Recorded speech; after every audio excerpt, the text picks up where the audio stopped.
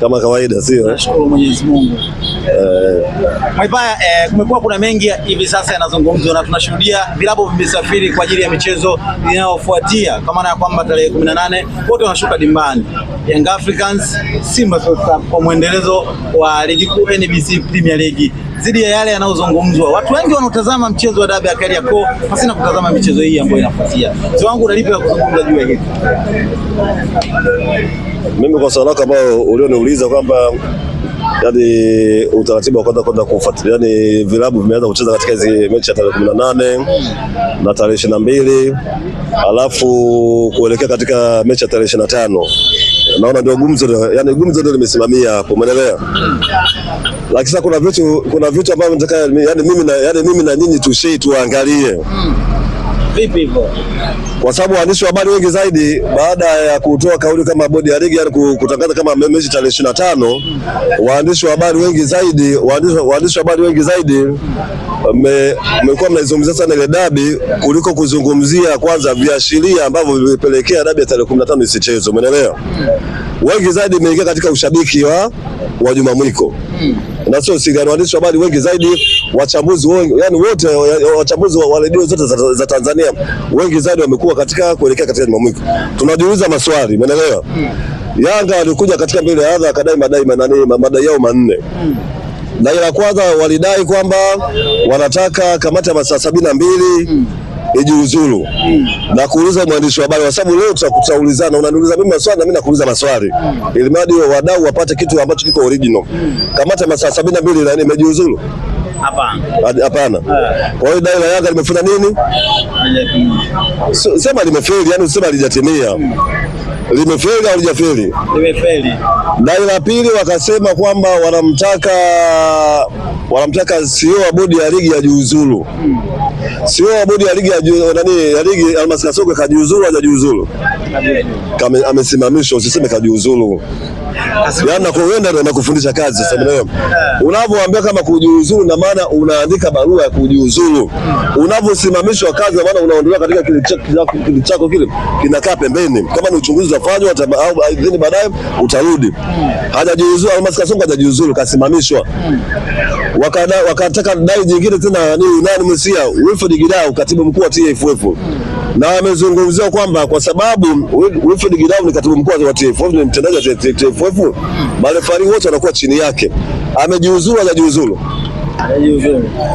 Kama hajajiuzulu, wale marefari ambao madai yao Yanga wale walikuwa wanataka marefari wale, yani marefari wale sio wanasimamiwa na Wilfred Gidau. Ina maana akipigwa chini Wilfred Gidau na marefari, baadhi ya marefari wote watakuwa wampigwa chini. Sio madai kama wanapendelea timu. Sasa Wilfred Gidau hajajiuzulu. Dai la Yanga limetika lijatiki. Limefeli. Sasa unaendaje kucheza dabi wakati madai yako yote madai zaidi ya mawili hajatiki? Wanasema dabi ya mama haina kipengele. Mama sio referee. Mama hajapanga tarehe. Umeelewa? Angepanga tarehe basi FIFA moja kwa moja size yani nchi ya Tanzania ingeshapiga bani ya miaka 5 kama Kenya. Wapi ambapo mama katangaza hadharani kwamba nataka mcheze tarehe 25? Wapi? Aliwaita na kuwashauri. Umeshasikia sauti yake inazungumza. Ndio maana akamwambia leo tutahojiana maswali ili tuende kwenye uhalisia wenyewe hapo, umeelewa? Si mmeniita. Wewe kama mmeniita tukubaliane, tutaulizana maswali ili bado wadau wapate faida. Umeshasikia sauti ya Mama Samia Suluhu Hassan akisema dabi icheze tarehe 25. Baada ya Yanga Africans kuposti ilionekana picha ya Mheshimiwa Mama Samia Suluhu Hassan. Hawa ni wahuni, umeelewa? Yani upande wa pili hana viongozi, ni wahuni tu na walopokaji. Umeelewa? Hawa ni wahuni tu na walopokaji. Ninachokuuliza swali la msingi ni kwamba umeshasikia Mama Samia Suluhu Hassan katoka hadharani akasema jamani, nimewaita viongozi wa klabu ya Simba na Yanga mtacheza tarehe 25, umesikia? Hapana, kauli yake haijasikika. Kwa nini hajasikia? Yeye ni mweledi, anajua taratibu na sheria za mpira, umeelewa? Mpira una serikali yake. Umeelewa? Mpira una serikali yake, mpira una hukumu zake, mpira una maamuzi yake. Na ndio maana nimekuuliza maswali hayo kwa msingi kwamba watu wapate faida, kwamba vipi madai yaliyokuwa ametoa Yanga bado hakuna hata moja lililofanikiwa. Na sisi hapa tunasimamia katika misimamo ile ile. Tunaungana mkono na madai ya Yanga kwamba katibu mkuu na Wilfred Kidao wajiuzulu, na marefari wote ambao waharibifu wa ligi ya Tanzania wote wajiuzulu, kuanzia kina Kayoko, kina Lajigi, kina marefari wote wajiuzulu. Wazalishwe waje marefari wapya. Hilo nimekwambia vipi Wesia? Tunaungana na klabu ya Yanga waliosema kwamba vipi Wilfred Kidao wajiuzulu na marefari wote wapigwe chini. Tuanze kutengeneza marefari wapya, ikiwezekana tuchukue marefari wao wa nje ndio tuende kwenye dabi hapo. Hilo wewe unalionaje yani kwa hilo? Wewe unalionaje kwa sababu Yanga sasa katibu mkuu ajiuzulu? Na moja ya kujiuzulu kuna baadhi ya marefari wale ambao sio wanapendelea. Kina Lajigi.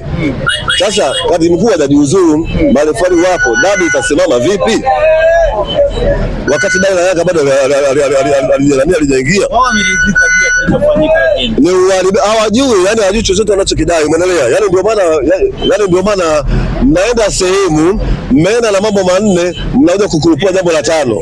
Umesikia? Mnaenda kwenda na mambo manne na kurupua la tano. Na ile la tano hili ndio maana limeanza kuisimamisha dabi, kwa sababu kama alivyosema mna DJ Yala kama Kigogo yule bado yupo. Kigogo hajatajwa. Na hajataja, na yeye analijua jina lake. Ali kama analijua jina lake. Wanasema hawakutajiwa kwenye kikao. Analijua jina lake. Rejea press ya Ali Kamwe, usimtetee hapa, mlimpelekea Mike Ali Kamwe na akazungumza kwamba ndani ya bodi ya ligi kule alitajiwa Kigogo, alimtaja kwa jina Almas Kasongo, umeelewa? Lakini alipotoka nje Almas Kasongo alivyozungumzia ile habari ile hajasema. Umeelewa? Hajasema. Sasa tunachouliza kitu kimoja Mesia, huyo Kigogo Ali Kamwe anamsema wewe ni yupi? Ndio maana tunakuambia huu mpira huo watu wanaangalia mpira tumeharibika leo. Mpira haujaharibika leo. Nilikutuma mawiki mawili yaliyopita. Nilikuambia peleka tafuta, wewe si mtu wa uchunguzi. Peleka Mike, jaribu kufanya utafiti, uliza. Kuna kauli nilishakwambia umeshafanyia kazi. Nilikuambia kuna kauli miaka minne iliyopita, kuna kauli ilisema Yanga na TFF wana ugomvi. Imetoa na kiongozi, sasa mtafuta kiongozi gani? Yanga na TFF wana ugomvi, wakae serikali na TFF na nani hawa na Yanga, yani hivi vitu vitatu vikae pale. Maana mmeshaenda kumpelekea Mike wale sikaria, amemuuliza kwamba mliamrishwa na serikali mkae na Yanga mna ugomvi naye. Je, mlifikia mwafaka upi? Umeshapeleka Mike hapa? Hapana. Nyinyi hamtaki kupata ukweli. Na nyinyi ndio mnaokandamiza soka la nchi hapa, umeelewa? Ilikuwa natakiwa muende kwa wale sikaria, mumbane nguvu kupigana, yani ikiwezekana hata ngumi asivuka hata kwenye mlango, awapende majibu. Mlikaa Yanga na serikali na TFF, mlijadili jambo gani? Nilikuwa watoe majibu. Lakini majibu hayajatoka, ikaonekana hundi ya GSM. Labda nikumalizia afu utaenda kupeleleza huko mwenyewe. Majibu hayajatoka, ikaonekana hundi ya GSM imeshikwa na Steven Mguto, imeshikwa na Almas Kasongo, imeshikwa na Nathman Nyamlane, imeshikwa na Alon Nyanda, mchezaji nguli wa klabu ya Yanga na kacheza kwa mafanikio na ni meneja wa masoko wa TFF. Walifahamu hilo? Au bado uko mbali? Nirudie tena. Uko mbali? Rudia. Kigogo baada ya kuzungumzia kwamba Yanga na TFF wana ugomvi, wakae meza moja, walijadili swala hili, umeelewa? Na ikatoa amri kwamba watakaa serikali, watakaa Yanga, watakaa na TFF. Ule mkutano wa waandishi wa habari mlikuwa mnapelekea Mike wale sikaria wanasema kwamba haya mambo yao ya ndani. Tumeelewa kama. Lakini baada ya kumalizika jambo lile, ikaonekana hundi ya GSM ya kudhamini vilabu 16 imeshikwa na watu na kwa sababu si mitandao ipo. Icheze clip uangalia pale utakuta hiyo hundi Mesia. Kuna hundi imeshikwa pale, nimekuambia na Almas Kasongo na Steven Mguto na Athman Nyamlane, rafiki yangu tena. Athman Nyamlane imeshikwa na Alon Nyanda, meneja wa masoko wa TFF Mesia. Pembezoni kuna David Mwakalebela ambaye ni katibu wa Yanga. Umeelewa?